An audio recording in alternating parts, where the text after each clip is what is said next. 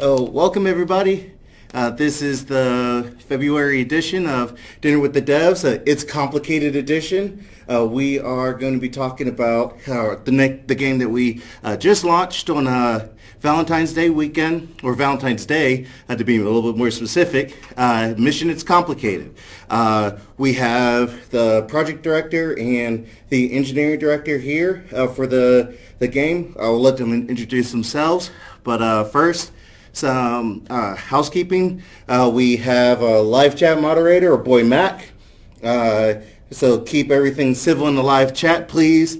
Ask your questions in the live chat. And Mac is going to let us know what questions are being asked. And yeah, I'm excited to be able to talk about the game and anything else that you guys would like to talk about. So please put it in the live chat so we can get your opinion. But first, some intros. Hi, my name is Matt DeLucas. I was the engineer, or one of the engineers on Mission It's Complicated. There you go. Hi, I'm Mike Luchansky, sometimes Misha Luchansky, sometimes Mike Grinty, depending where I am at the moment and what name I'm writing under. I have too many pseudonyms. I'm currently going by Misha most of the time, except at work, so that's new to everyone in this room.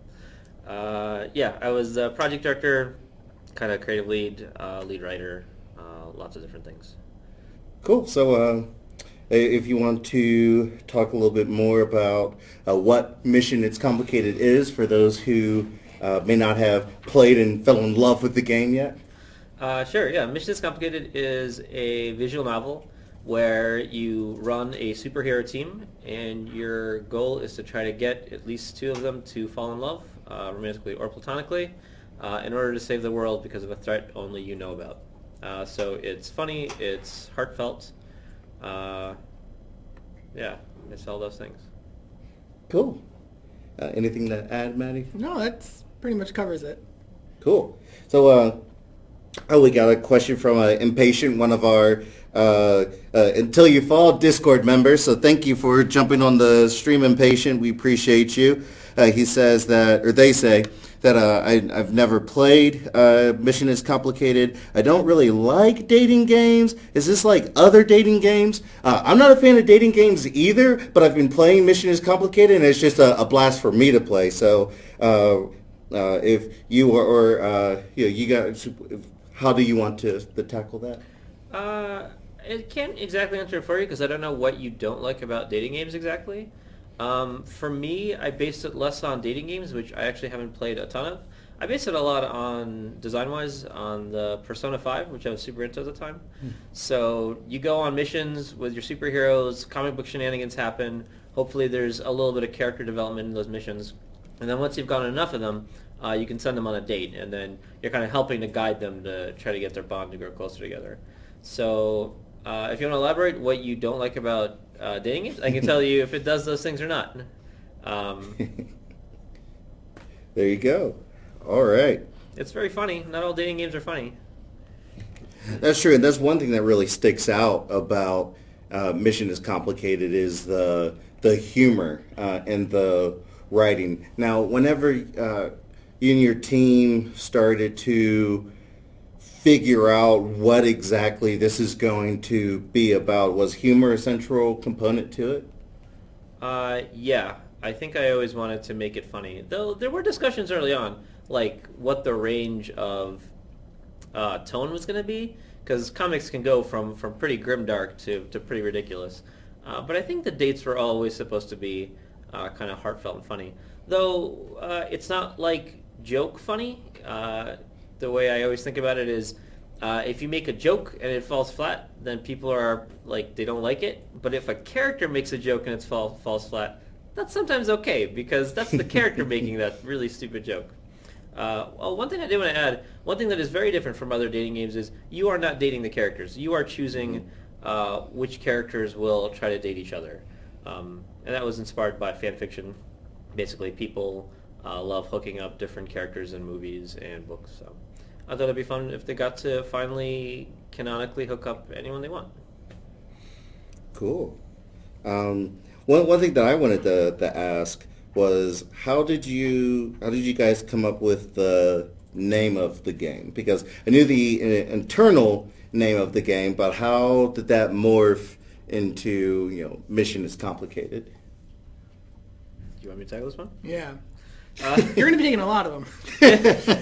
It's not. Hey, I got some engineering questions as well, so Right. relax. You're not just sitting there getting a free meal. It's not an exciting answer. We had a name that we liked. We absolutely couldn't use it because it was ungoogleable and the game already existed with that name. So there was a very long email chain where we kept throwing out more and more things. And, we kept finding names we liked that we couldn't use. And so we just started scraping the bottom of that barrel. And I don't know. I think one of us, maybe it was Jesse who came up with Mission is Complicated. Yeah. We started playing with that structure and eventually we came up on it. But, it was just desperation. It's just desperation. We don't know what the heck to name this thing. But it was desperation that worked, though. So to give you guys a little bit behind the scenes, whenever a project team is finalizing or wrapping up the game or the experience, we start talking about what we're going to name it externally.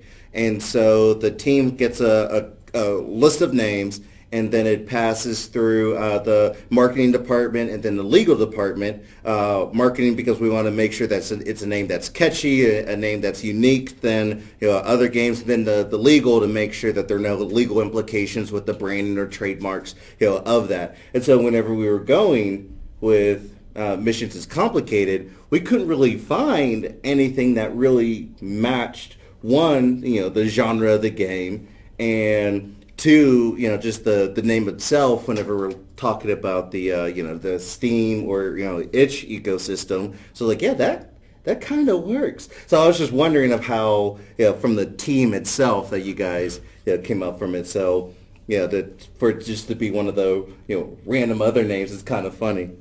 Yeah, no, it's we tried a lot of things having to do with hero and hearts and things like that, and those were all so taken, but nobody's doing this. For the longest time, if you search Mission is Complicated, you would get an Assassin's Creed Odyssey mission. That's right. And it was very satisfying when we finally kicked him off at the top of the Google results. Get out of here, Assassin's Creed. I really like that game, actually. Yeah, that's right. Yeah. Assassin's Creed, you've been warned? Yeah. Coming after you. Oh, good stuff. Let's see. So, Impatient, they did. I'm sorry, Impatient. A better question would have been, is this unique to other games? Is this unique to other games? I obviously would love to think that it's unique. That doesn't mean someone will pull out some other indie game I haven't heard of and go, actually, they were doing this before you. That is absolutely the case. Every game is building on other things. So like I said, I built on Persona. But I think the idea of matching up other people is pretty unique. There's not a lot of games that feature romance where you are not the kind of person doing the romancing. And that's something I really feel is missing. I know when I play games with romance elements, sometimes I do end up caring more about the side characters. I'm wanting them to get together or be best friends than I do about where I end up. So I know Mass Effect was like that for me. So I think that part's pretty unique. I think the superhero setting is kind of unique. So if you're into superheroes, it's a little bit different. It's not set in high school, which is kind of a more common trope. So I think there are unique aspects to it. Yeah. So have both of you always been or molded more into comic book fans? Is that something of your past that you guys kind of brought into the game? I'm not a huge comic book reader fan. I'm definitely one of those I watch the movies. I'm a big fan. But I do like the genre, and I've, various media portraying superhero content I've enjoyed. So I was definitely bringing some of that inspiration into when writing missions and various things for the game. Okay, so whenever you say, because I knew that you were some of or you were the lead writer. You wrote some of the missions? Mm-hmm. The non-date missions I wrote a good portion of. Oh, nice. Okay. Oh, very cool. I didn't know that. So we've got another question. So how many hours of play? Is it based on reading speed or indecisiveness? Also, multiple playthroughs. So let's break that up a little bit. According to your playthroughs and play tests, about how many total hours of play? I think we said that it's probably 2 to 3 hours for your first playthrough. If you want to get all of the different endings, which you are rewarded for, I think it's 8 hours. Yeah, I wanted to say it was between 8 to 10. 8 to 10 hours. It is going to depend on your reading speed. If you're super fast and you crank the chat speed up all the way, like you're probably going to blow through it a lot quicker. Yeah. And I do think it's worth playing through the whole thing. So, yeah, 8 hours. Yeah. And then multiple playthroughs. There are... So how many total missions are there? There are about, I believe, 25 to 30. I forget off the top of my head. And then they all have different outcomes depending on which heroes you take and which choices you decide on. And then overall, there are 10 different endings. So that would be the number of playthrough minimum to get every single ending. Because essentially the goal is to get every pair together. Cool. Okay. And I think there's 3 dates per pair, and there's 10 total pairs, I think, so it's like 30 dates you can go on. Yeah, 30 dates, and then just like the normal missions is like another 25 to 30. Yeah. Oh, wow. Okay. A lot of stuff, and they all change up and stuff, so. And there's some features to make subsequent playthroughs a little faster, so you don't have to do the same missions over and over again if you're not looking for all of the little changes, if you just want to speed through them. Now, in the game... I guess if one of you or both of you can explain what's the overall concept. So something happened and your professor... let's go a little bit more into that. So you're Professor L, you're a graduate student, and you get a visit from your future self who warns you that this big giant entity is coming and it's going to eat not only this Earth, but every Earth in every timeline. And the only way to stop it is to acquire... this kind of magical stone, and to have two superheroes that are in love use the stone to stop the big monster. So you know it's happening in, I think, 2 weeks, so that breaks up you have your day for missions and your night for dates, and you're trying to get 2 heroes to fall in love before time runs out. So that's the plot. Good deal. And there are several different environments, like you have the boardwalk, uptown, downtown, the observatory, and so there are different locations that you could have different missions. So what I would like to ask, how did you guys create what gave you guys the inspiration of creating where Mission It's Complicated is located? I think my vague memory is that we decided to mash up Baltimore and Pittsburgh because it gave us the most kinds of environments. Because we wanted water, because we thought there'd be fun beach missions and water missions, and we have a water character. But we also wanted bridges and stuff. So yeah, we just kind of smashed them together. We did a brainstorm at one point where we were thinking about all the different kinds of places you could have in a city. And basically the ones that we thought we could come up with the most fun missions for are the ones that we kept. So what made you guys decide on Baltimore to... I really have no idea why I decided Baltimore. I'm from Maryland, but not from Baltimore. Okay. I don't know. Oh, interesting. No, I was just curious. Yeah. We really wanted it to be an ex-shipping city where there were docks and there used to be a lot of shipping done. I think we liked the idea of having kind of a sketchy dockyard sort of location. Sure. So the first thing I thought of was Baltimore. I don't know. I used to watch a lot of The Wire 10 years ago. Maybe it stuck with me. Okay, so a lot of that makes sense then. Good stuff. All right. So as you noted that there are different heroes in the game, can you give just a overview of who those heroes are and maybe just what their powers are? Is that what, there's 5 heroes? There's 5 heroes. Let's see if I can remember them all. It's been a while. Okay, so there's Wi-Fi. There's Wi-Fi. Her power is that around her, electronics become sentient, and so she can convince them to do things for her. They also become her friends. So she's kind of a hacker, but she doesn't actually know anything about hacking computers. She never needs to. She just talks to them and convinces them to do things for her. There's Riptide. Riptide has kind of water powers, and he's also part shark because he was bitten by a radioactive shark, because that's the kind of humor this game has. So he can control water. He can do various water and ice-based things. There's Nightgaunt. He's kind of the he's sort of the fighter of the group. One of them. He also can kind of turn into a shadow, so he's very hard to see, and he likes to sneak up on people and take them out that way. So he was trained as an assassin in one of those sketchy government facilities you get in comic books. But he broke out, and now he's trying to do good despite being kind of filled with darkness. There's Titania. She is the tank of the group. Her power is she turns into super hard diamond, so she's almost indestructible when in that form. And then there's... Is it Zirconia that you... How do you say? Zirconia? Oh man, I pulled a really old name. That's what we called her, like, really early on. Yeah, that was like her first name. Okay. Zirconia. Okay. And there's Zale. And then there's Zale, right. Zale is an alien, and they can fly, they can shoot laser beams out of their eyes. I think they might have some other powers that I don't remember. I think it was that they had just, thousands of languages that they could... Oh, yeah, they can speak all languages and stuff.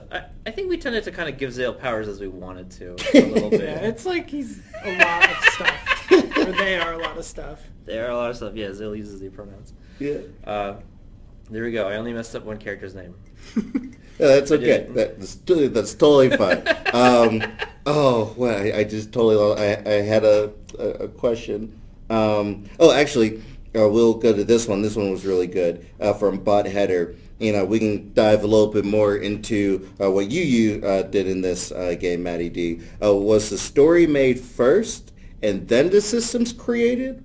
Or did the feasibility partially influence the story? So we could go a little bit into the system used to build Mission Is Complicated, and then how that kind of influenced the game. Well, I would definitely say the story was not created first. That kind of came organically as we developed the game. We had essentially had another project in the studio with similar systems that we wanted to use for this game. So we took that sort of story structure and that delivery system, particularly the vertical scrolling text system and the choice system, and sort of that's where an initial prototype came from. And then as we developed the characters and the setting and things like that, we were kind of writing stories and the missions and the dates as the game's systems developed. So they were kind of going parallel or going on at the same time. Yeah, so like Manny said, we had the system, some of the systems in place. Jesse wanted to explore what we could do with kind of a story choice-based game. So I was tasked with getting a bunch of people who at the time weren't on any projects, and we brainstormed a lot, and we came up with some stuff we liked, and then we started prototyping it. I will say we developed systems and story at the same time, and there were some pretty big changes. Originally, it was supposed to be a mobile game, and the missions were not supposed to be as deep as they are. They were basically supposed to be like you would assign some characters to a mission, and a timer would fill, and then when it was done, you'd get some points, and then eventually you could be like, oh, I have enough points, I can go do the kind of more in-depth stuff. But the story content worked really well, and so we kind of pivoted to wouldn't it be better if you were actually making choices on these missions, and so they got deeper and deeper with a lot more story content to them, and eventually we moved to PC. Cool. So there is whenever you start the game, there is a retired superhero that is assisting, Professor L trying to give, dating advice, and the retired superhero is a pug named Pugsley. How did you guys bring this character into the game? So I want to know, what was the inspiration behind this retired superhero of Pugsley, and who was the champion of bringing them into the game? It wasn't me. This is all Matt. This is all Matt. I don't even know if it's all me. It's all you. Well, the one of the artists, or I almost say the lead artist, Derek, had just drawn a bunch of concepts, and one of them was a pug with very big arms, and it was bipedal. And we just thought it was really funny. We were like, well, we can't have you date the pug because that would have all kinds of problems. But I was like, I really want to bring this character into the game somehow. And I was like, well, we need tutorial characters. So we could just have him, Pugsley, be your sort of tutorial mentor character. And that's sort of where that character started. As for like the nuances and whatnot, the only joke I really knew is like at the time someone was like, pugs can't even go upstairs. So I was like, I kind of want to bring that joke in, that even a superhero pug has that issue. That was like about it. But otherwise, like, yeah, that's sort of the origin of that character. Is just sort of a concept that started. We shared it as a team, and it was just like, all right, let's try to integrate that into the full game. That is fantastic. And the tutorial missions that feature the pug are the only missions that I did not heavily edit. So that is pure Matt. So if you love it, this is all him. If you hate it, that's all him. Hashtag blame Matt. So. Hashtag blame Matt for the pug. There you go. I do like the pug, though. He's adorable. Oh, yeah. I mean, whenever we... So the mission is complicated. Twitter is Pugsley. And... there were one or two content creators that were like, one, I love this game. Two, do I get more Pugsley in this? Maybe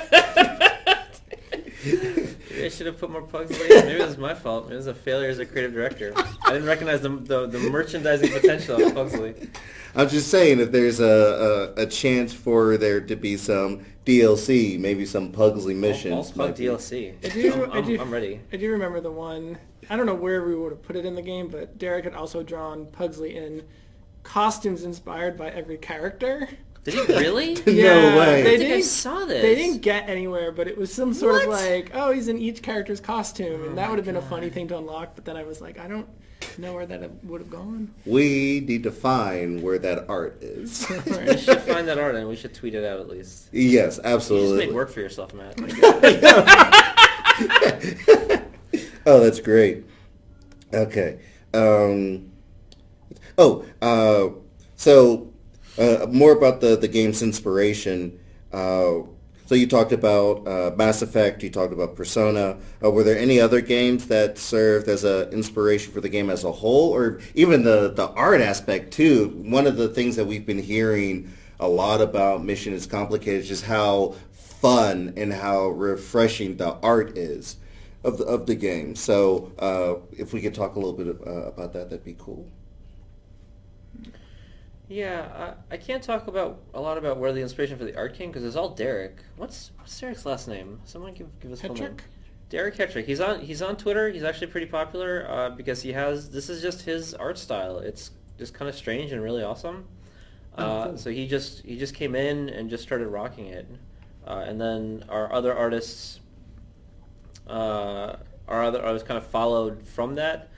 So we had other artists do character development or do final art, but they would often be kind of Derecified before they entered the final game. So his style was kind of the I don't know, kind of the lead style for the game. Though of course there's pieces of every artist in there. Our artist Brittany Cloud did some of the character designs that were amazing. She did Riptide. Cool. Josh Hendricks did some of the art as well. And then the only art I can speak to is the unlocks. So when you finish the game with a pair, it unlocks a comic cover, and all of those comic covers are based on classic or favorite comic book covers that we had. So they're all pastiches, and I think they're all amazing. Those are so fun. We're going to be sharing those out in the next couple weeks. It's just one of the hold back of them. It's just the amount of really cool stuff that you can unlock in this game is just fantastic. So your team did a really good job with that. Let's see. So I know you might not be a fan of picking your favorite superhero in the game. You can't pick your favorite children. Oh, I can. Let's get after it. All right. Favorite superhero in the game? I don't have a favorite superhero. My favorite pairing is Riptide and Wi-Fi. They're my absolute favorite thing that I wrote. Don't give away any spoilers, but... So they both have some mental health issues, and they call themselves bad brain buddies. And a lot of that was very personal for me because I also have mental health issues. So I just love their friendship and the way it plays out. So I don't know, I just ended up loving them. Very cool. Riptide is my favorite. I've always been a big fan of aquatic mer-inspired things, so he's definitely my favorite, and personality-wise, it mirrors pretty closely to mine at times, with just being goofy and silly and punnery and all that. Riptide is a lot of fun in the game. That's true. He's really funny. I will say though, one of the things that's made me the happiest seeing the response to the game is that everyone seems to have a different favorite pair.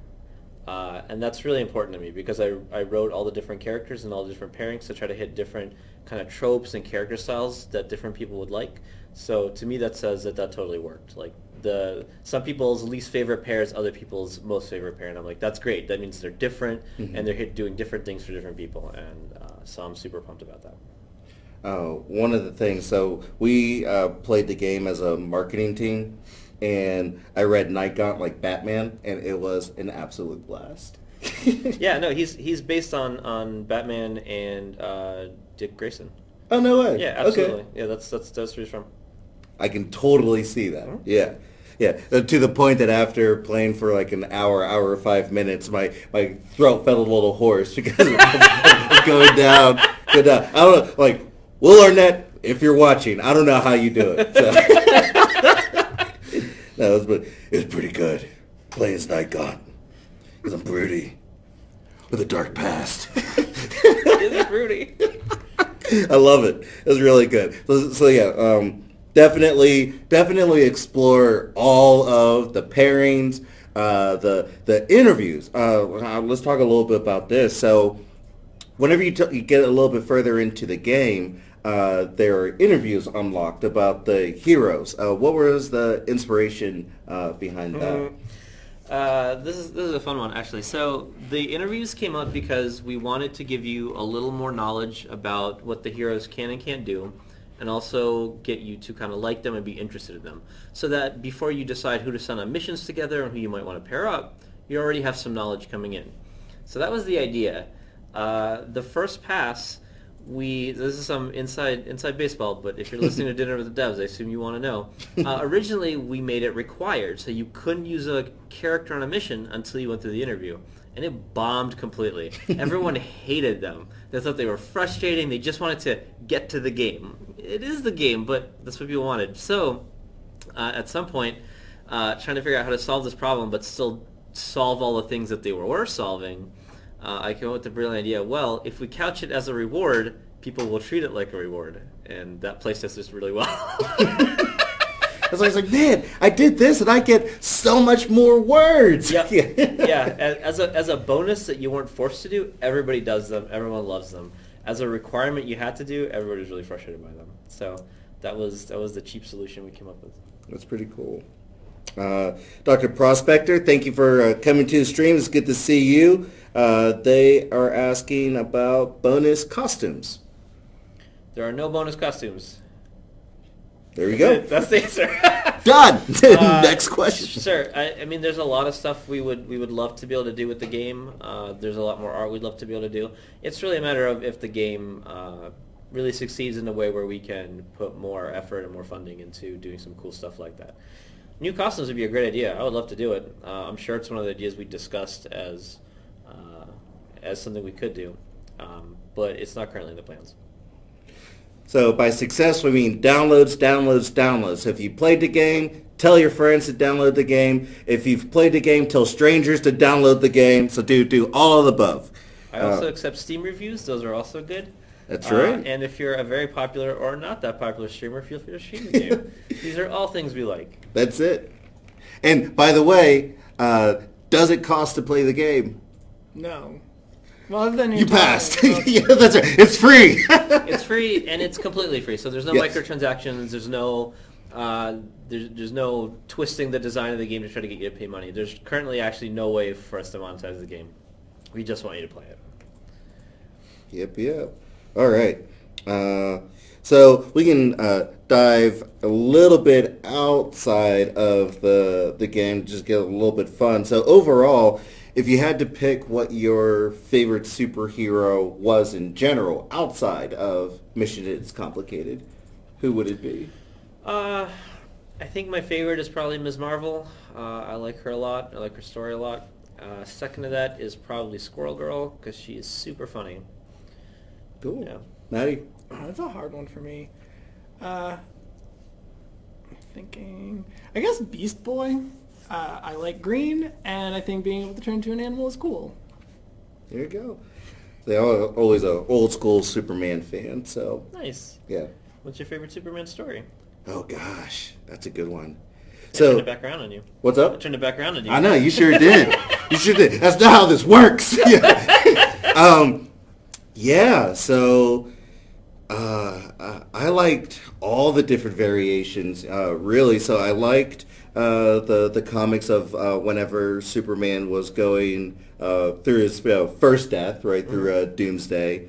I thought that there was a lot of really good writing, really good, like the death of Superman, like those comics are just absolutely wild. Nice. Absolutely wild. I also liked how they, a lot of people don't like it, but I did. I thought it was interesting of how they tried to fill the gaps of Superman being gone. So having Superboy, Supergirl. You had Superman come back as like the electric Superman, which was like he was just energy, and that really didn't work. So how they really tried to do to find out what the variation of it was, like, oh, you know what? Let's just make a multiverse and he's back, so it's fine, So yeah, it was very entertaining, but I just like the whole Man of Steel coming to being forced to, well, not being forced, encouraging to help others and to use his powers for good. I always enjoyed that. I always liked. I'm not saying Smallville is the best show, but I do like that concept a lot. Sure. I'm a YA and children's book writer in my off time, so I like those kind of coming of age stories, and I like Superman as a not like perfect. I like him when he doesn't quite know what he's doing yet. Sure. I thought that's really fun, and there's some inspiration for that in Missions Complicated. They're not in high school. They're somewhere in their 20s probably. But they're also trying to figure themselves out, trying to figure out who they are, who they can be, what they want to do. So stories like that really resonate with me. Yeah, I loved Smallville before it got popular. Like until everybody started talking, I was like, you know what? No, it's done. My secret thing about Superman, it's like out in the public, and I hate it. So there's that.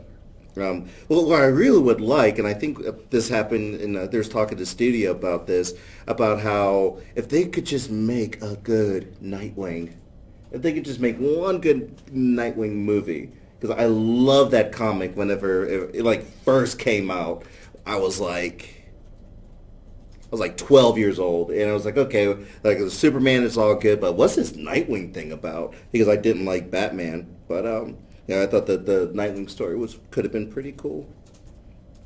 But anyway, Impatient asks, not a real important question. No, Impatient. All questions are important to some degree. But it's a good one for the devs. Was this game started like a passion project or a list of ideas? It was a list of ideas that turned into a passion project. I think is the most accurate way to say it. So like we said before, we had the kind of the storytelling engine for this. We pitched a bunch of different ideas. I liked several of them. This is the one that I personally put forward and that I was the most excited about. And it just happened to be the one that caught on with the team getting excited and Jesse getting excited and the Veeps getting excited. So it's the one that seemed to work for the most people. So that's the one we ran with. So it was certainly a passion project for me, and it just so happened that everybody else bought into it and became super passionate about it. So this is a question mainly for you, Matt. So whenever the project was rolling, you're using the text technology, you're putting in the decisions. Were there any what did you learn in that process? Were there any obstacles that you had to overcome with the multiple decision branches and using the text and switching from mobile to PC? Were there some things that you had to get your team together to figure out how to continue to make this project roll? The biggest hurdle was when going from mobile to PC. The original design was like, yeah, every mission is going to be a title and like a paragraph and like another paragraph outcome, and that's it. And then it became this whole long dialogue and branching. And the biggest hurdle was, how are we going to translate all of that text into the game engine? And it kind of just turned into, I had to make a bunch of custom tools that took Google spreadsheets, exported them as tab separated value files, which Unity doesn't recognize. So I had to like force it to know what those are, and parse that into our node-based editor tool that we were using in Unity. So like that whole pipeline was very interesting, and it was one of those like, you see it and you're like, that's not going to work, that's too complex, and then it just did, and I was like, all right, cool, it works. But definitely one of those things that it was one of those like, this is the solution for now because of the time. If we had like longer, it'd be like, yeah, we could probably use, what was that tool we wrote the stories in for prototypes? I wrote some stuff in Twine. There was an idea of possibly using like Twine, exporting that and importing that into Unity, but it like, the amount of time that would have taken was unknown, and it was just like, well, I have this working now, and we're going to just go with it. And then another challenge was proofreading it, a lot of text. I think at the end we actually had written about a young adult novel. No, it was a full adult novel. Full adult novel. Over 20, 130,000 Yeah, words. so getting that to a proofreader and having them properly like, okay, this is spelled wrong, or update this, and that was another process of like exporting those Google Sheets to another format, putting that into OpenOffice and exporting it to something else. Just a whole, like, a lot of process that became tedious, but like it worked. And even though it was like a little tedious, it was like better and faster than trying to like figure out a different route. But I would say that was like the biggest sort of hurdle, was the sort of like, how are we going to do all of this text now, going from a few short paragraphs and decisions to just like a ton of dialogue. Wow. Yeah, no, that's significant hurdles that your team got over. So because of that, and just trying to figure out what you can do now with the time that you had, if you had an option to put in more things at the, like, let's say you had an additional 6 months, or you had a bigger team, what things would you like to put in but you couldn't because of the scope? I think one was, we had animations we wanted to put in the game that during missions would play and show off the characters a little more fully. And like, we had them started and they were in game, but we never got a chance to have that artist finish them. Okay, so can you elaborate on the animations? Well, like there was one, like I think now in game there's a few times where it will do like boom pow and like that classic comic boom, book pow, sound effects, yeah. onomatopoeia. But this was, the actual character would swoop in and do that stuff. And we just never got, like, we have the rough versions and they were in game for a while, but we just never got around to finishing those. So I think that was one. And I think that's the biggest one I can think of off the top of my head. I think there was possibility, we actually originally, didn't we have like 6 or 7 characters we wanted at first? We did. We had like a lot more The amount characters. of text that increases with each character turned out to be a lot. It's almost exponential. It is exponential, Oh, sure. Yeah. If I could add anything, originally we had planned to let you date a villain, but unfortunately that didn't get in because the complexity of figuring out how you unlock that option added so much to the game, and we already had a lot of characters. But I would love for you to be able to date 1 or 2 villains. Yeah, we did have some more complex branches that never got in. There was one where it's like, Wi-Fi causes a villain to kind of fall in love with her, but then like she gets kidnapped, but then we were like, we cut out the whole kidnapping feature where like a character is actually like unable to be used until you complete a certain mission. Right, yeah. That was not a strong feature though, so I don't really miss it. But that was an example of a feature we cut too. Okay, that's pretty wild. Yeah. Well, anything else that you wish that you could have added, but just didn't have the scope?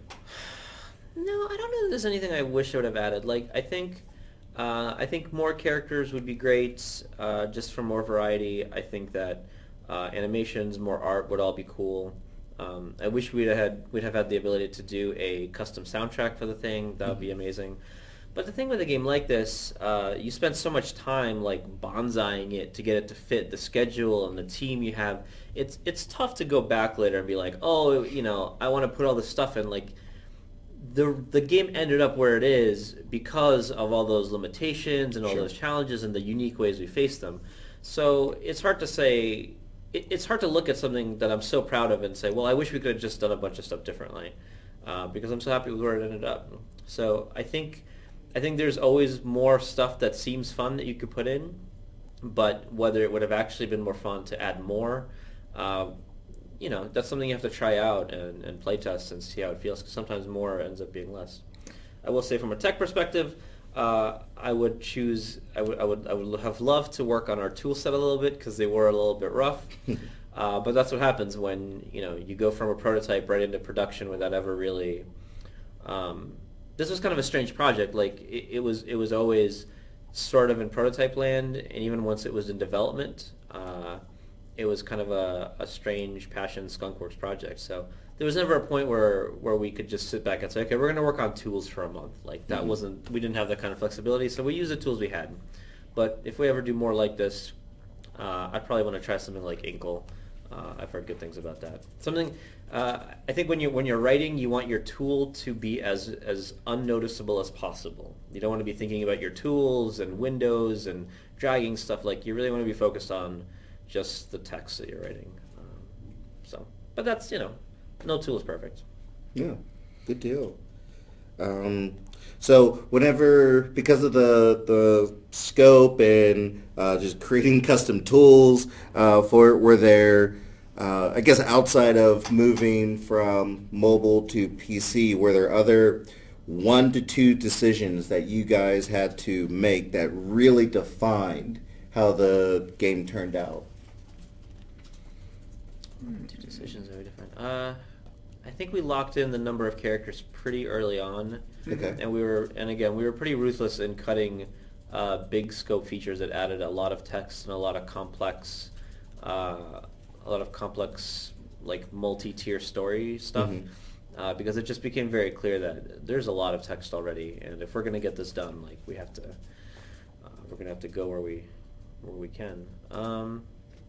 I think the other thing that we tried to lock in early on was the scope of the art and what kind of art would get into the game. So it was always a question how long we would have our artists for. Like we didn't know week to week. Would we have some of our artists, all of our artists, none of our artists? So we really early on had to decide like, okay, here's the art that we definitely have in the game. For example, each pair gets a moment at the end. We knew we needed each of them to have that. You can't have 8 pairs that have a cute moment at the end and 2 pairs that just don't. So we locked those in, got those done first, and then we looked for opportunities where we could add individual pieces of art week to week where we don't necessarily have to match that across a whole number of different systems and different characters. So that's why there's so much art unlocked through missions, because every week we could say, well, we have time to do 2 more pieces of mission art. And that's great. We'll just get that in because we have the time for it. So a lot of it was just realizing this game needs to be made in such a way that if we lose someone at any point, the game can still be finished. Very cool. Do you have anything to add to that? No. Perfect. All right, so we're coming up on our last couple of questions. So if you have any questions for the team about Mission It's Complicated or Schell games in general, please get it into the live chat now. I'll also answer until you fall questions. I'll make up the answers if hit me. I worked on it for a month. Hey, okay, so you tease, but we'll get until you fall questions because of the people watching the stream. Let's see. So I already asked you guys the questions about the comics and superheroes. If you had an opportunity to create any type of fan fiction for any superhero pair in the world, anything to your imagination, who would it be? Or what pair of heroes? Oh man, I actually don't know. I haven't thought about that enough. I don't read a lot of... Put you on the spot. I know. I don't read a lot of fan fiction. I will say that one of my favorite pairs that I've read was the Falcon and Captain America. It was an absolutely sweet story. I really loved it. So that wasn't something I would have thought of coming into it, but after I read it, I was like, I absolutely love this ship. So sure. Yeah, that's a good one. How about you? I don't even know how to start with that question. I don't read a lot of fan fiction. Hilariously, I did write fighting game inspired fan fiction in like... Did you really? Yeah, in like early high school. No way. I'll never release it to the world. That's wonderful. But superhero wise... No. Hold on. So we can talk a little bit about this. Okay, so what type... Yeah, can you explain? So just maybe the characters involved. The one I wrote was inspired by Tekken because I really enjoyed the game and I liked its story. Yeah. I think 7 is garbage. Sure. But my favorite was Tekken 3. 3 is good. Yeah. But I always joked that I felt like the one main character, Jin Kazama and Ling Xiaoyu, that their relationship is so Twilight-esque, it's like almost hilarious or like just dumb. Yeah. And I just so the one fan fiction was sort of related around that, but it was more just like an overall thing. It was very goofy, and it was not anything like Mission It's Complicated. It was not good. It was just like goofy, and it was funny because I posted it on some fan fiction website years ago, and even like find it feels like every 2 years I will get a random comment that is like, you should continue this, and it was like, that's from like 2006. Like I don't even know if the login still works. I'm not touching that. Wow. But yeah, I know more. I'm more of a fighting game fan and know those narratives, and as bad as they are sometimes, than superhero stuff. So I don't really have a superhero pairing. Though I do feel like She-Hulk in a Lifetime original setting would be funny. But that's all I got. Oh, that's good. Oh, we gotta find that Tekken fanfic, guys. I'm gonna put it in a... Yeah. No. Oh, that's great. Tyler asks, will there be more updates to I Expect You to Die and Until You Fall? So we are absolutely thrilled with the response that we have been getting with I Expect You to Die, with the updates of First Class, Seat of Power, and Operation Death Engine. We're super excited to continue to show Until You Fall to the masses as people get more, VR and see that this is that Until You Fall is a roguelike that's really approachable and it's fun and it makes you feel powerful. So will there be more updates? We hope so. There are conversations in the studio about what updates would look like to those games. So right now there's just nothing to announce. Let's see. What are your favorite puns and jokes? This question just came in. One of our last ones. What are your favorite puns or jokes in Mission It's Complicated? God, I'm not going to have a good answer to this question, and I'll tell you why. The thing is, after I've written something, it really doesn't take long for me to forget most of the specifics that I wrote. So if I were to go back and read it, I could pull out favorite puns or jokes, but I literally can't remember a single one right now. This has been the case with everything I've ever written. A month later, it's just like, I don't know. I barely remember these characters' names. So I think the real answer is all of the puns and jokes are my favorite because they're all pretty hilarious and pretty ridiculous. So I think I like them all. I don't have a specific one. I'm sorry.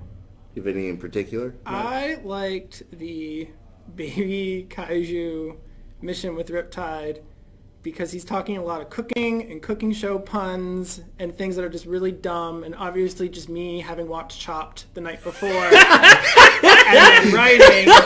So those are kind of my favorite, especially the spin of like he actually can't cook at all. So he's just throwing out food terminology and then just doesn't really apply to him because he's hungry. That was probably my favorite bad pun writing of the game. Oh, that's funny. I liked how Wi-Fi would sometimes just feel or like look so clueless sometimes, and you're just reading it. You're like, Wi-Fi, no! What is wrong with you? You know, like you're literally just like how can she be missing this? So I enjoy Wi-Fi a lot, and the conversations between Zell and Nikon are by far some of the best that I really nice. Oh, I love it. I love it. I think that they're those two are hilarious together. Oh, great. So I've really been enjoying that. Cool. So I think you kind of answered this, but we can. Two more questions. So the second to last one, if you had an opportunity, if the studio came to you and was like, hey, we can create some DLC for Mission is Complicated coming out in a couple months, boom, what would it be? Right off the top of your head. I think villain dating. I think that's probably what I try to do. I would love to be able to dig into the villains more. You only see them in the missions. It'd be super cool to dig into them more. And I mean, everybody loves villain turned good romance. Like that's fun stuff. I love it. Everyone loves it. I would have loved to be able to do it. Yeah, I think I would have liked to explore some of the characters we made up for the one-off mission, like Dagaunt or Dayflaunt. That was a good one. That is one of my favorite jokes. We have some characters that are essentially opposites of the main cast, so bringing them so into good. the game, I think, or just an alternate version of the game with them. But the opposite is you have to make them hate each other by the end of the game, which have been pretty good. So maybe that. Oh, that's good. I like that. Oh, cool. Okay. Last thing, if you had to tell somebody one reason to play Mission It's Complicated, what would that reason be? And we'll end with that question. It's going to make you laugh and feel good. You're going to love it. You're going to love the characters. You're going to fall in love with them. You're going to feel like you got to hang out with some really fun, cool, weird people. And it's just going to make you feel great. I have to mirror that. I can't. Well, no, mirror would be reflecting it and making it sound, don't do it. I'm going to say I agree with that. I can't really, I agree with that sentiment pretty much. Yeah, if you like reading and superhero and fan fiction, I would say it's definitely something you should try. There you go. So thank you guys so much for tuning in to the February edition of the It's Complicated edition. Please go download, tell your friends about Mission is Complicated, how funny it is. The art is awesome. Follow Pugsley _MIC to get more Mission is Complicated themed tweets and art. We'll be pushing out a lot of the art that's in the game because it's just fantastic stuff. The comic book covers are just a blast to see whenever the team showed us that. Subscribe to the channel so you get updates and notifications from other Dinner with the Devs that'll be coming up. We try to do it towards the end of the month, whatever that Wednesday falls on. We'll be sending out more information soon about the March edition. Follow Schell Games at Schell Games or /Schell Games on Twitter, Facebook. If you're on LinkedIn, you can follow us on LinkedIn as well. And yep, we hope to... Oh, you can subscribe to our newsletter, schellgames.com. Scroll down to subscribe to our newsletter to see all of our game updates and what's going on with the studio. If you want to see us, we're going to be at DreamHack Anaheim showing Until You Fall this coming weekend, the 21st to 23rd. And then if you're on the East Coast, we're going to be at PAX East as part of the Indie Mega Booth February 27th to March 1st. So stop on by and say hello to the team. Thank you again for checking in. We'll see you next month.